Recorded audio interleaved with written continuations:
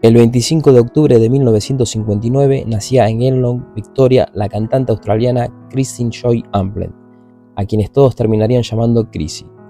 Amplet creció en Geelong como cantante y bailarina, pero abandonó su hogar cuando era adolescente, viajando a Reino Unido, Francia y España, donde fue encarcelada por 3 meses por cantar en las calles. En 1980, Amplet conoció al guitarrista Mark McEntee en un concierto en la Ópera de Sydney. Con él formaron The Vanillys poco después.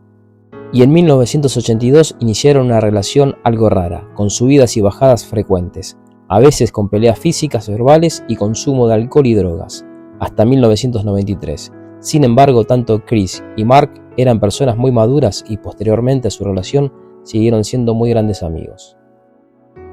Amplet también trabajó como actriz haciendo su debut en la película Monkey Grip, teniendo un papel secundario como la temperamental cantante de una banda de rock vagamente basada en la suya propia, The Vanillys. Para 1988, Amplet protagonizó junto a Russell Crowe la primera producción australiana de la escena musical de Will Russell Blood Brothers.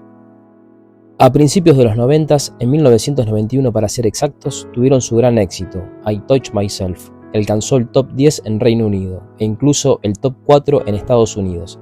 Sin embargo, algunas emisoras de radio se negaron a emitirla por su letra de alto contenido sexual. The Vanillys y Chris Amplet consiguieron desde el primer momento hacerse con el público australiano, gracias a sus sensuales y explosivos conciertos, agravado con la vestimenta de escolar de Chrissy y su célebre tubo de neón en todas sus actuaciones. En 1999 terminaría casada con Charlie Drayton, quien fue baterista del grupo entre 1990 y 1997, y en su breve regreso entre 2006 y 2009, en donde entraron en el Salón de la Fama australiano, país del que procedían. Para 2007 llegarían muy malas noticias con grandes problemas de salud para Chrissy, cuando la cantante anunciaba que padecía esclerosis múltiple, y 3 años más tarde, en 2010, informaba de que sufría cáncer de mama, del que estaba siendo tratado en Nueva York, donde vivía con su marido.